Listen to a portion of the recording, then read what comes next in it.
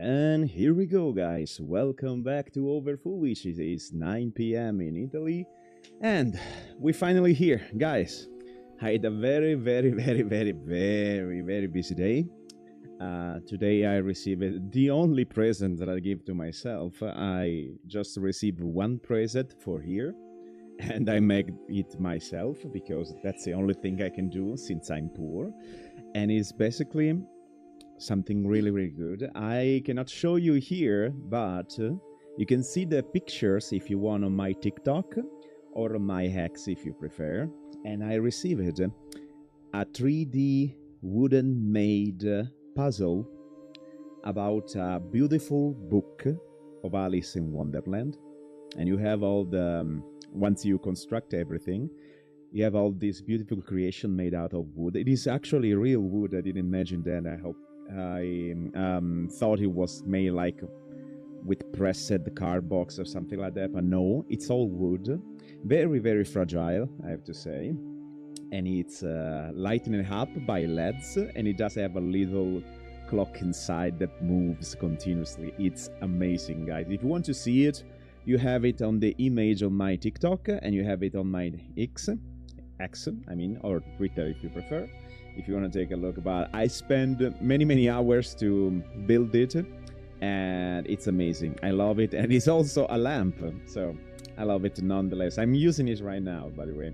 So give me just a little second. I have to hear the sound of my voice. I have to scream a little bit because I changed the settings of the microphone. I have to scream a little bit because I changed the settings of the microphone. I have to scream a little bit because I changed the settings. Okay. It works. Because I noticed that my noise reduction did cut some of my voice in the last streaming, in the Silk Song streaming, and that's not good. I don't like that. So, without further ado, after we check this, we can play our beautiful Dicentra. Let's go, guys. Stop the music. Hello, Evan. Welcome back. Hello to you. Okay, let's switch here and here. My god, it is so hot today. I cannot bear the hotness. I don't know what is happening. It is night time. I have my window open, and there is a little bit of wind too. And nonetheless, the hotness doesn't stop. It's incredible. Oh, by the way, Evan, if you didn't hear me before, I did receive the present today, and I made the present myself, okay, because I make myself one present per here. And if you want to see what is it, it's something very special, very beautiful. You can see it on my TikTok or on my X if you want to check about it. I'll just tell you it is a wooden made 3D puzzle, and it's fucking amazing. Check it out. Yeah. This is a present for Halloween, Christmas, my birthday, and whatever type of celebration that incur in one year. Because I can only do one present for here, because I'm poor. So I save money to do myself one present at here. Okay. It looks like a mirror, but the surface of the glass is dull and doesn't reflect anything very well. The eye socket of the animal skulls are shrouded in shadow, but they give me the creeping sensation of being observed. A familiar feeling I brush off with a full body shake. It's a witch shrine. Dove's voice frightening me of my thought. She kneels beside me, looking conflicted. In her hands is a small jar with a twist of her wrist. This is the word that I can never read. It's wrist. Okay. She unscrewed the lid, revealing a pale green paste inside. This will help you, Burns. I cower away from her touch as she tries to reach for me. I crash into something hard and I hide underneath the nearest table. Dove retracts her hand and pressing to her lap. I stare at her with wide eyes and crouch close to the ground, sheltered by the shadows. She opens her mouth to say something, but her words get stuck in the throat, when her eyes catch on something behind me. She squints briefly before widening her eyes with recognition. She shoots forward. I yelp and scatter away to avoid her. While my body is pressing against a wall, I look to see if Dove has followed me. I get her in my sight, but her focus isn't on me at all. In fact, the mysterious thing under the table has her completely distracted. It scrapes against the floor as she drags it out. A box. It's beautiful. Guys, let me know about the volumes, okay? If you have the volumes too high, just let me know. Rose and thorns motif decorate the smooth dark wood. Dove regards it open-mouthed, then snaps the chest open so abruptly that it tips back slightly. It's good, okay. She slowly pulls something out of the box. I take a small step closer to see it more clearly. In her hands is a small bloody pouch. I read a single word of a label attached to it. Babel. Oh, this is the... Oh, I see now. Babel is the name on one of the spectre that is inside this house. So there is a coffin about perhaps a little pet that she had died, and she tried to resurrect it, and the result is that distorted type of spectre. I feel a chill crawl in my spine. What is that? I swallowed heavily, and I began to imagine the worst. It couldn't be. I pick up the box and shrink back when I see the contents that lay in its red velvet lining.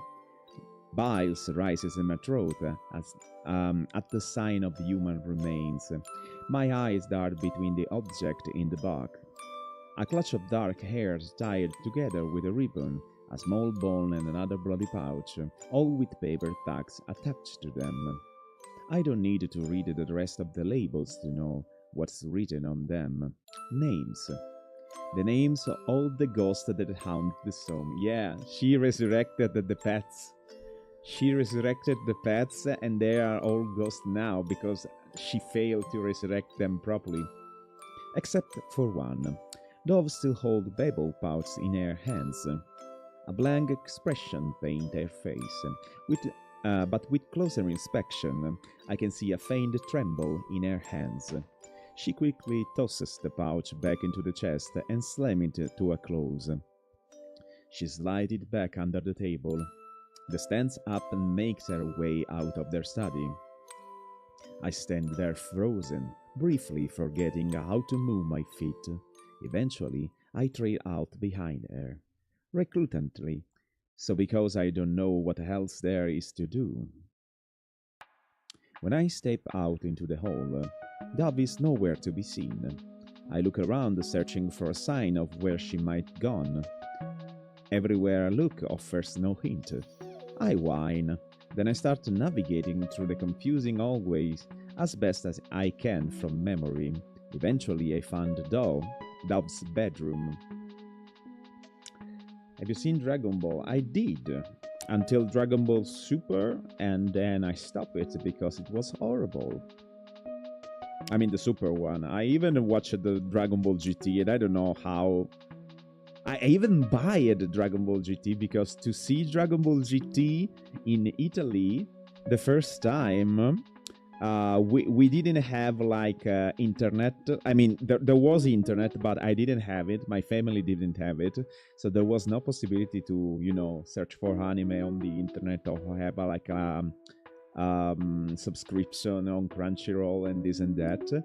The only way to get animes in Italy at that time was to buy like tapes, like whole tapes, not even CDs. Okay, at that time there were still like how do I know the name, like big tapes, the VHS. Okay, that is the name. Yeah, VHS. And basically I bought all Dragon Ball in VHS, the GT one, to see about the Dragon Ball GT, and my god, I didn't like it at all. I mean, I did like the new transformation, but just that really. And the music, like the opening and the ending are amazing, but the story is really terrible. And then Dragon Ball Super came out, and at the beginning was okay. I mean, with the Super Saiyan God, like the red one, and so and so. Then they start the tournament, and everything lost interest because seriously, the they don't put the heart on it anymore, and I can understand that because it's too long. No, for me, Dragon Ball is dead. The Z was amazing. GT, possible, super, pure shit. But anyway, Dove is not here. I'll find myself feeling relieved and troubled. I walk over to the spot and slept the night before, drop down and listen to the noises of a house until I fall asleep. It's dark when I wake up again. I look around. I don't see nor hear a sign of Dove. A knot in my stomach forced me to get up. Dragon Ball used to be like big strong animal can go can have a heart trying with transformation. Yeah. I mean, it's a simple. How do you say? Recipe. It's a simple recipe, you know. Big guy comes Goku or the good guy. They fight. He transform. He defeat the bad guy. It's always like the path. I mean, after a lot of that, you get a little bit, bored. Being unaware of Dove whereabouts fill me with anxiety. Being near her makes me feel like a horror has with me instead of against me. I return to the labyrinth of hallways and walk around, keeping all my senses alert. I start to reconsider my decision to walk around the dimension at night again, especially alone. Evening seems to be the time when she likes to walk around, as if I had spoken her into existence. A wet drag comes from behind me. I freeze in my tracks. There is a familiar tapping sound nearby. I see the hidden door leading to the roof next to me. I don't bother looking behind me and head straight for the door. Oh, this is the place where we found the hat mask guy. I've played Dragon Ball Day many in the past, but not anymore. I mean, I know that they're all fighting now. I mean, there was always fighting, but I know that the last one, I don't know the name, but they're pretty cool now. They're fucking amazing now to see, at least, because I'm not good at fighting games, so I never been. That's not my type of game. I go straight up the stairs and to the roof. Oh, unlike the last time. Oh, and my screen is blinking again. Unlike the last time I was here, a clear night sky spans high above me. Stars dot the dark, and for a moment I forget about all the things I was scared of. Every time I see the night sky, I feel so small under its grandeur. When Dove spoke about magic earlier, I was frightened by how much it revolved around deaths. Like a League of Legends, but Dragon Ball. Oh, like a MOBA of Dragon Ball? Oh my god. I saw one about Pokemon. Before learning about it, I had always thought magic felt like this. Like it was a heart that could capture the spark of a small joy. I rebellious still more time to admire the stars and breathe in deeply slowly. For even just a second, I want to remember how to sit still and get lost in everything I'm feeling. I want to gulp down the humid summer air, feel the gentle night breeze brush against my fur, smell the sap from the trees, listen to the cricket ringing in my ear, and memorize the placement of every star I can see. Every blissful and uncomfortable sensation, I let it all sink into me. They all remind me that I'm still alive, and I hold onto that so tightly, because I'm so afraid of what I'll become if I can no longer see godness when it is in front of me.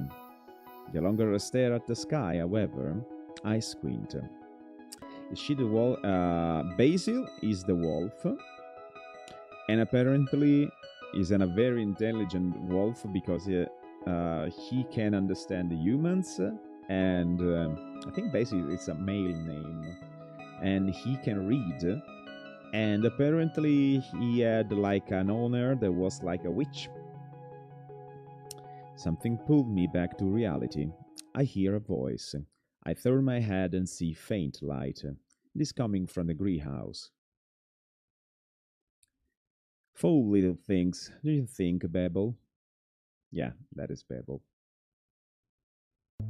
These ugly things keep consuming everything like a vengeful spirit. I'll never see what's so interesting about something so boring like wheat. Flowers are pretty, but their beauty is so fleeting. I'm trying to make this one last longer, but they still end up dying when they're cut from their bush. I enter the greenhouse quietly. Dove stands by the giant rose bushes with a lantern at her feet. Meanwhile, Babel buzz- buzzes, buzzes? Buzzes itself nearby with a watering can. Is this where she's been all day? Doves hasn't noticed me yet. She takes a flick at Babel and makes a downcast face before looking back at her roses. Babel! This is not a snake. This is one of the spectre that haunt this house, because apparently we discovered just now that this little girl had many little pets that died, and she can in some way use like cursed magic, and she want to revive them, but she failed, and what came out from the pet's bodies was this kind of distorted ghost. So she's trying to finding a way to fix the problem, or at least, I don't know, maybe revive them completely. I don't know. We still need to understand. Do you remember when you let me plant seeds to grow tomatoes? Dove prods at the rose bulb and pulls his hand back before it can sink its teeth into her flesh. No matter what I did or how much you helped me, I couldn't even get it to bud. Full Metal Alchemy. Yeah, there is alchemy too. There is alchemy too. There are like alchemic circles and stuff, and that's how magic works in this world. They exchange like blood and stuff to revive things.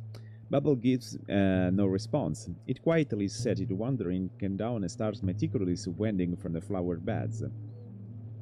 You still put in so much effort to take care of these silly plants. I don't understand why.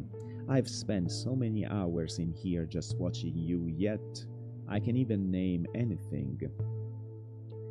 If I told you to let everything die, would you finally rest? Do you even know how to anything else anymore? Doves moved to face Babel. You should have just left his stupid mushroom alone. Then you wouldn't be stuck in this cursed state. Babel straightened up, then holds out a bundle of flowers in front of Dove. Now I have the chance to look. I noticed that there is actually a variety of flowers in the greenhouse.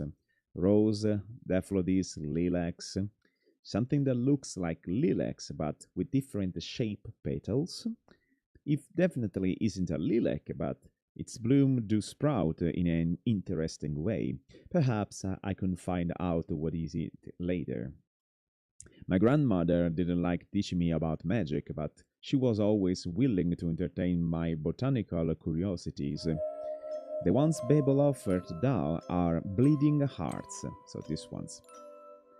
Scientifically known as Dicentra spectabilis. Okay, the name is called Dicentra, so I think that this kind of flower is the center of the game. I've always been fascinated by them because of their unique shape. Their acting stems and their hanging blooms, what are shaped just like hearts. Is this type of flower? Maybe it's not this type of flower. Can you show me like a picture of the Dicentra? My grandmother explained one of the things that symbolize unconditional love. So I think there are roses, right? That type of roses, or at least should rose means like unconditional love in flower language or something like that, if I remember well.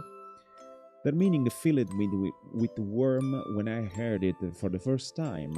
I immediately wanted to learn more about it, so I did my own research on it and read through one of her books on the language of flower. So you see, the wolf can read. So it may be that since the owner of the wolf is a witch, she did something to the wolf, or either Basie was a human that was turning into a wolf. It can be these two options. Because, of course, there are no wolves that can read, that can understand the human. I learned that bleeding hearts also represent something else, heartbreak. Dove stands so still that I think she's something turned into a statue. On the surface, Dove is calm and collected, but behind the gentle visage lives a merciless beast harboring in the trenches of her emotions. Dove shoot her hand out to smack the flower of Bubble, tendril grip, letting them fall at her feet. Bubble bends down and delicately pick up each stem again. Dove's cheeks grow spotty with red, and she holds her dress in tight fist. Can you just be here with me? I hear her voice crack. Dove pinches her eyes closed. Or have you already been gone for a long time? So apparently these spectres do some kind of duty in the house, because we met another one that, for example, she broke a glass and the other spectre collected the pieces just to clean up like a servant, and this one is doing the same, but they seems that they don't have any soul inside, so they just do this type of duty without thinking about it, because she's feeling alone when she's with it. She's trying to react, and do stuff, but they do not react properly. I can't watch this any longer. The dead are never meant to stay longer than they're supposed to, despite some of their effort in doing so. And despite the effort of those that are not ready for them to depart, people never realize until they've lost someone forever. But deal with immortalize themselves in your thought, whether you want them to or not. The emptiness they leave behind tend to grow into a mold you can never ignore. Body, souls, those can be gone, but memories, those cannot be killed. But they actually get killed when you die. If there are people that reminds of you, they cannot be killed if they pass through other people. But if all the people just forget about you, you disappear. Your memory disappear. I twist around and take off, knowing what needs to be done. I hear Dove make a small noise behind me. My retreat must have tipped her off of my presence. You! No! Don't! Her distressed scream almost make me stop dead in my tracks, but I carry onward. I race into the study and skid to a halt in front of the box under the table. I hear the thud of footsteps running after me. Using my paw, I claw and shaw at the chest until I fall over, and the lid pops open, spilling the contents out. There is the box that have all the little corpses inside. I quickly scan through the pieces of paper attaching to the remains when I spot Bubble pouch. That is actually his little coffee. I grab it with my mouth and turn off sprint for the door. Dove stands there out of reach, clutching onto the door frame. She glares at me and walks forward. Bad dog, drop it. I clench my jaw tighter and stand my ground. You have to let them be free. Okay, so we can actually kill them. It may be that inside the pouch, it is not actually the entire body of the pet that died, but just the heart. Could be that they're not pet, but they were people like servant, and inside the pouch you just have the heart. I try to plead to her with my eyes. Dove takes a step forward and I take a step back. She holds her hand out towards me. Give it back. I need it. What are we gonna do? I know that the wolf want to free the ghostess, but I also know that she is dangerous. She could cry, or she could do something really, really bad to us. If I bite her hand, I can actually escape with the pouch, or maybe not. If I give up the pouch, I'll be a good doggy. I don't know. Do we wanna let's do a pacifist. Let's do a pacifist. I give up the pouch. I stare at Dove's hand, but something beyond catches my eye instantly. Dove twists her hand around. We both see Babel lumbering to the hole holding an arrangement of flowers. She starts chasing after the ghost, and I'm hot on her heels behind her. The two of us step out into the hallways and trail after Bubble. Bubble takes its time to moving around the manor. It stops at every empty vase on the table and places a fresh flower in each one, slipping into rooms and adding pops of color to space of the void. Dove and I observe it without saying a word. With every flowery addition, Bubble brings brightness to even the darkness concern. When it's finished, it rounds in return to the rooftop. Bubble kneels before the cluster of violet and toggle a leaf side to the side until it's pulled free from the soil.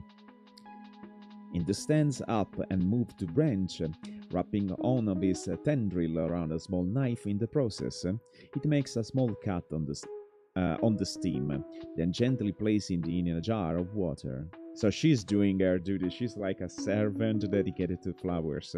I look up at Dove, who watches with the lowered brows and narrowed eyes. I lift a paw and brush it against her skirt.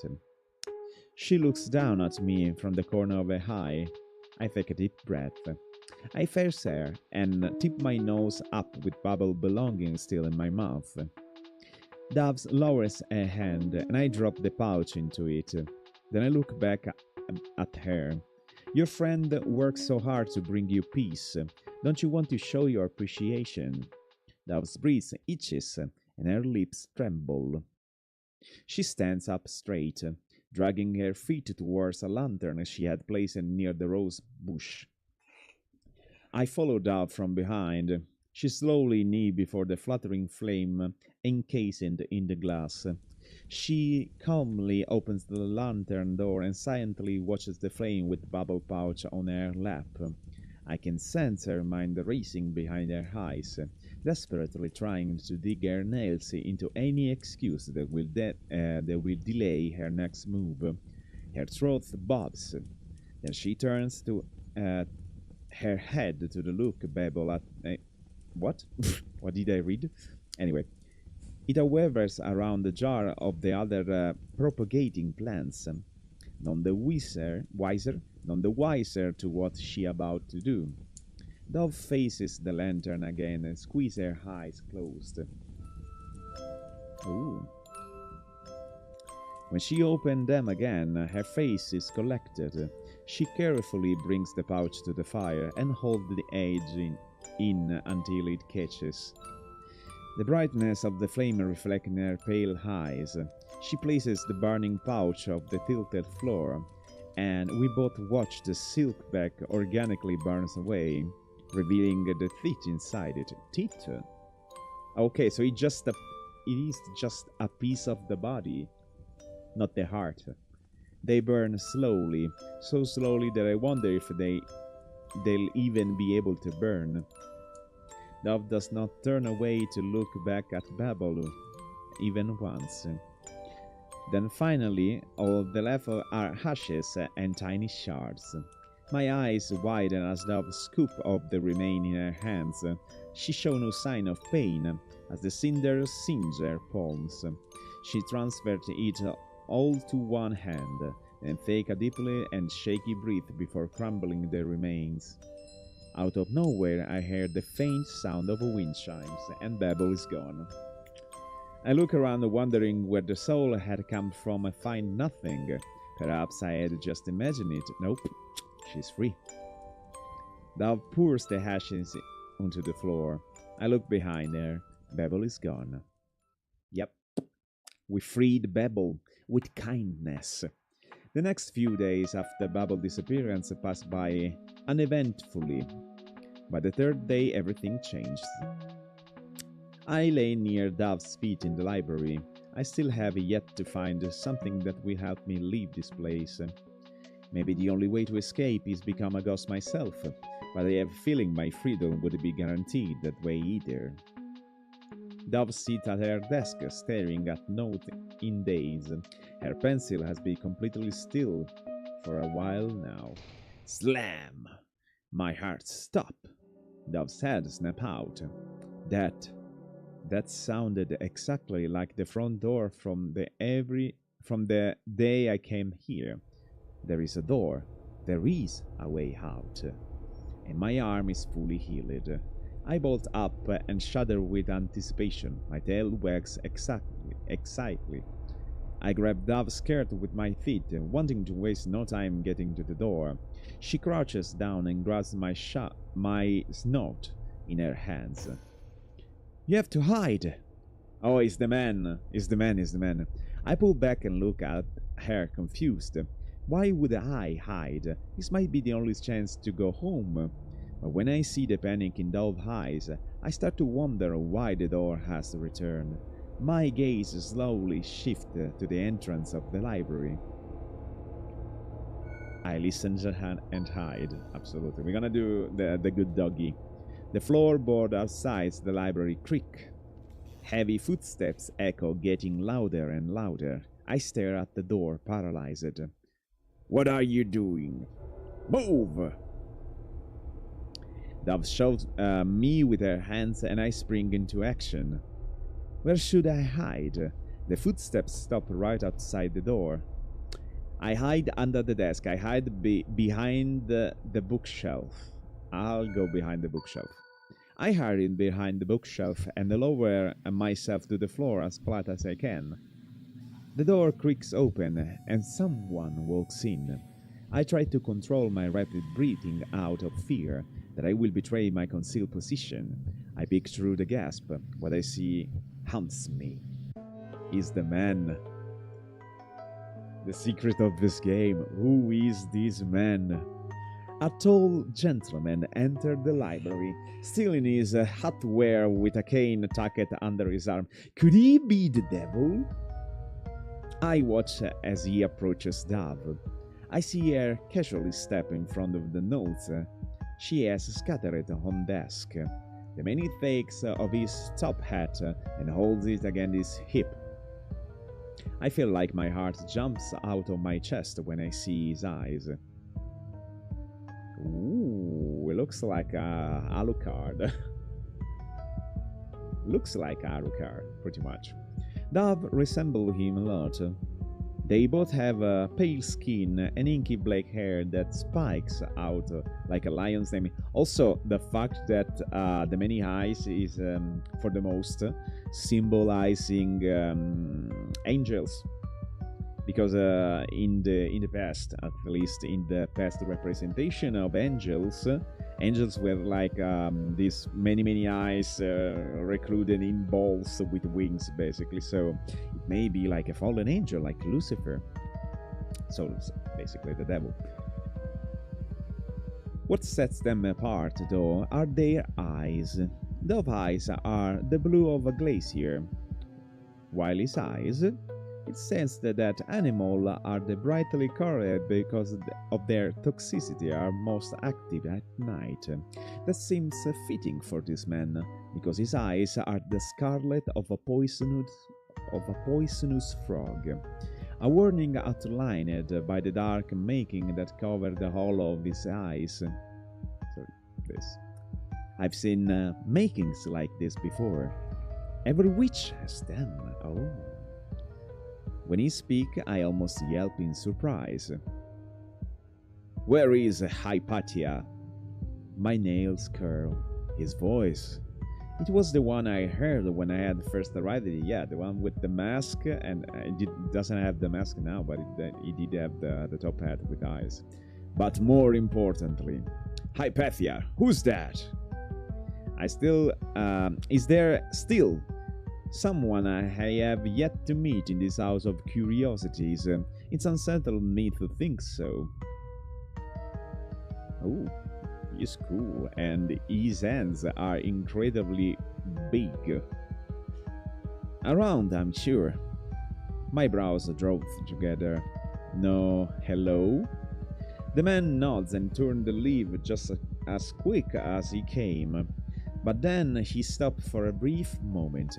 He reaches into his coat and produces a small lantern with a glowing green flame. Here is everything that was on your list. He placed the lantern on Dove's desk with a light tap. His eyes briefly catch on Dove's notes, and I see her go stiff. So it is actually good that we hide behind the bookshelf because he put the lantern on the desk. You've been busy? It's nothing. Of course it is. The witch? The witch? You call witch even a magician? So there is not like a gender for to be a witch. It is either male and female. I'm not too, to knowledge about the witch pronoun, about whatever. But it is called the witch. The man steps away. The man steps away and makes his way to the door again. You should know better by now. He gives Dove one last glance. Why don't you find something better to do instead of wasting your time? Dove's eyes tweak, but her overall expression remains black. I stare in disbelief as he leaves without another word. Once he's gone, Dove stands rooted to her spot. Her face is blank and her eyes are unconfused. My ears twitch and follow the new noises in the house. Footsteps fade to another section of the mansion. I can hear the sound of a door clicking to a close. Dove finally moves again and picks up the handle of the lantern. She looks down at me right as I meekly come out of my hiding spot. Let's go, quietly. When we get to the kitchen, Dove's placed a small lantern on the table. Then she opens the glass and blows out the flame, smoke beginning to fill the room. It clouds the kitchen so quickly that I don't even have time to hold my breath. I expect a dry burning in my lungs, but instead, the smell of petrichor tickles my nose. When the smoke clears, boxes, bags, and crates have appeared out of nowhere all over the table and floor. My eyes widen in awe, and my tail starts waggling excited. I start sniffing all boxes and peeking into bags, while Dove starts digging through the crates. I sit and watch as she pulls out shiny, new incandescent bulbs and set them down on the kitchen table. She opens up everything before she starts sorting them. Out of one box, she pulls out a new dress and a polished shoes. They're both pretty and frilly, but Doves give them a sour look and shove them back in their boxes before moving on to the next thing. I remember that Witch had mentioned it, getting everything on a list, to which I assume was prepared by Bob. Is the new fashion not in her style, or were they things she didn't ask for? I haven't seen Dove wear anything beside her slipwear. She probably doesn't see the point in getting dressed, considering all her activities are of unclothed variety. In another box, she light up of the sight of the new book. Oh, she's excited. She fans the page and take a deep inhale. Her face light up with glee as she basks in the new book smell. She gathers all of the food and sorts them into separate piles. One pile is for the cold cellar, the other for the pantry. She pulls something out of a paper bag and her mouth stretches into a big smile. She then looks down at me and I tilt my head in questions. I'll treat you something tasty today. Dove flashes a quick glance at the hallways, then crouches down. Follow me, and I'll be light on your paws. Okay. Dove starts down the hallway, balancing on the balls of her feet with pretty ease. I feel uneasy about this new need to sneak around the house. I've been here long enough to the point where I almost used to the monsters that live here, but now I'm learning that these monsters have something to be wary of. When we enter the greenhouse, Doves stop at the entrance. I look back in her confusion. Her eyes stare blankly, but I can see her pupil move around the room in search for something. Her behavior set me on edge. I turn around to see if there is someone or something here in the greenhouse beside us. There is no one, nothing. I glance back at Dove. A line formed between her brows before she continued making her way in. She passed by me and silently heads for the violets. Once they're right in front of her, she bends down, reaching for them. I bark in surprise when she starts rippling them all out. This is probably the last I'll get to eat this. We should appreciate Babel's hard work, right? My ears go flat. I stare at the uprooted flowers that had obviously been raised with so much care. Everything here is most likely going to rot away. Dove doesn't seem very interested in plants. I can't really picture her spending every day here pulling out weeds, knowing how much water every plant needs, or even knowing what a fertilizer is. I think she would much rather draw the same statue 1,000 times. It feels like such a shame. Once Dove has picked out all the violets, leaving the soil bare, she stands and gets ready to head back. I try to memorize the sight of that vibrant garden as much as I can before I'm forced to catch up to Dove. Dove poses awkwardly against when we enter the hallway. I freeze up. This time, I really think there is something dangerous up ahead. I cautiously peer around Dove's legs. Once again, there is nothing. I snap my head up at Dove. She is messing with me. Dove continues moving like nothing happened, and I slowly trail behind her. As we continue walking, we pass by a small window. I notice a familiar glass holding a small bundle of roses. Its petals already dried up, flaking. My mouth goes dry. We arrive back in the kitchen. Oh, and my screen again flickering. It is this actually it is not the game, it is the Nvidia driver that are making problem recently with certain games. Dove starts gathering ingredients and ripping the violet petals from their stems. Meanwhile, a pot of water eating over a fight in the hearth starts to bubble.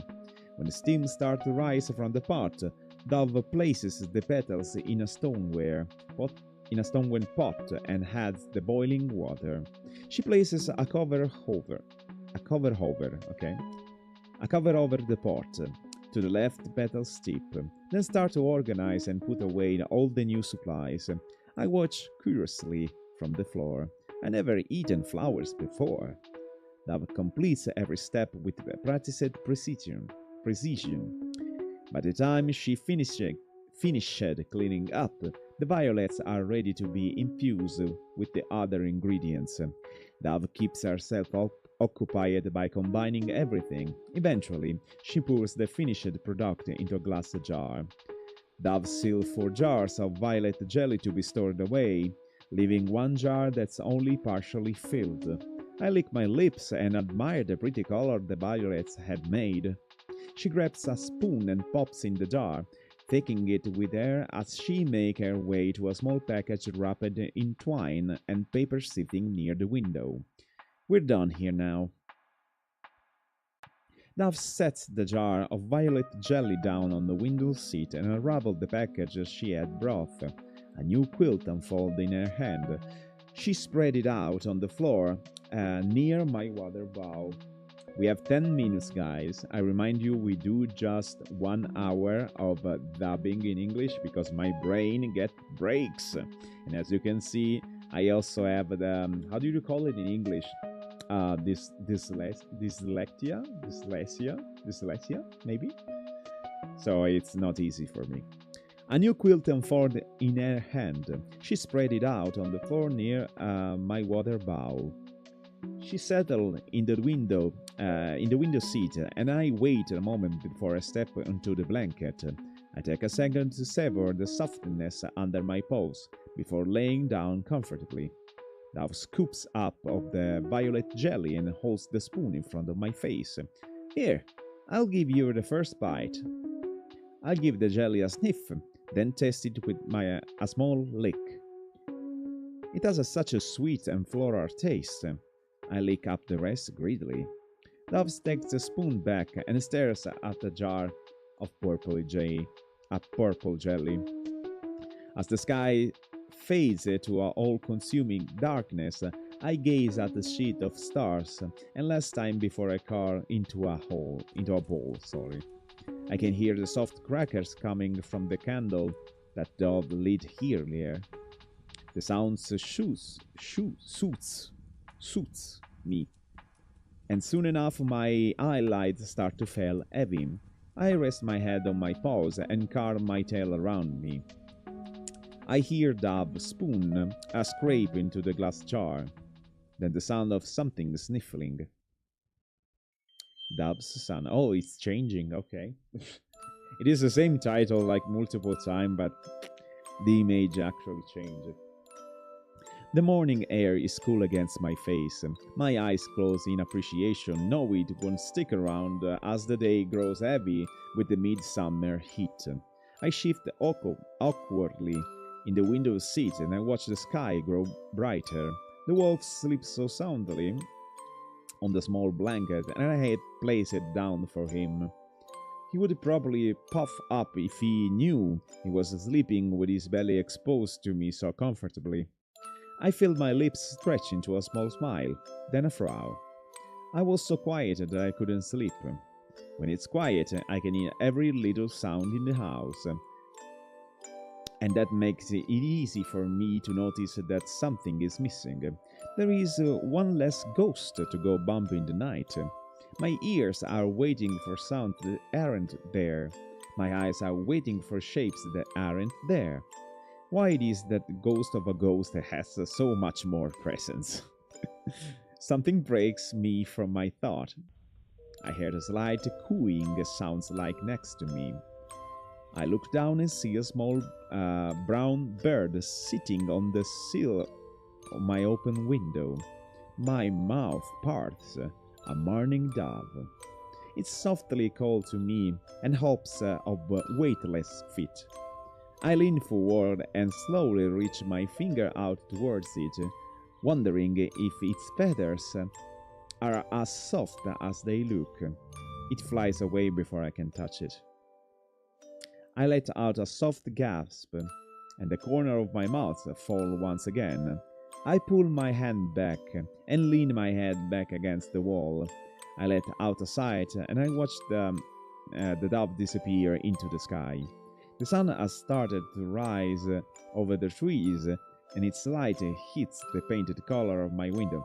I wondered actually, since birds can actually come from outside, why they cannot go away from the window? I don't understand. Like everything about this place, I have it memorized. The same clouds, the same shades of blue and pink, the same rays of light that pierce through the leaves, the same shadows. A foolish part of me keeps thinking that the day will come where I will finally get to see the sky never seen before. Wood creaks. Only one person makes that sounds. His day has begun. I search for a glimpse of morning dove again, instead of wings that fly around freely, and I see the sky as it begins to bleed red. The brightness of the sun is moderate as the false moon devours it and takes its place like a celestial doppelganger. Out of the corner of my eye, the rainbow light that dappled my room had vanished. I closed my eyes and rummaged through the depth of my thought for somewhere to hide. Will today be a good day? Or a bad day? I hear the wolf snore and look down at him. I said I would help distract you, but it's been you who has been distracting me. The moon again changed. The sun is gone. I'm pretty sure there are like explanation for the draws, but for the moment I don't have. Maybe I will watch, I don't know, any explanation video about this game. The sun is gone. I opened my eyes, blinking in confusion. I've completely forgotten what had woken me up in the first place. I distinctly remember falling asleep to glittering stars and darkness. So I'm surprised to see the moon still so high in the sky because you slept for one day. An entire day. And red, so much red. Okay, the moon is red. Scarlet bleeds to every corner of the sky. The light from its atmosphere bounces off a floorboard of Dad's room, casting everything in an ominous glow. I thought we had gone to bed late. I must not have been sleeping long. No, you slept for an entire day, I think. I stare at the full moon outside. My head is pumping like I know something my brain doesn't. I must be on edge from a lack of sleep. No, you slept for one day. But I don't feel tired. The moon's face appearing strange to me. Something in its light unnerves me, as if it is watching diligently for my reaction, like it can't wait for me to unravel the secret it harbors. I feel my fur grow stiff. I swallow. It's morning. But who on earth was the... Okay, so he didn't pass one entire day, but the sun was engulfed by the red moon. Okay, I see. I jump 6 feet into the air where someone bangs on the door to Dove's bedroom. Out of instinct, I rushed under the desk beside Dove's bed. I remember it clearly now. It was the exact angry noise that pulled me from my sleep in the first place. My god, Dove, what the fuck? Dove! Dove! I had an heart attack! Don't do that again.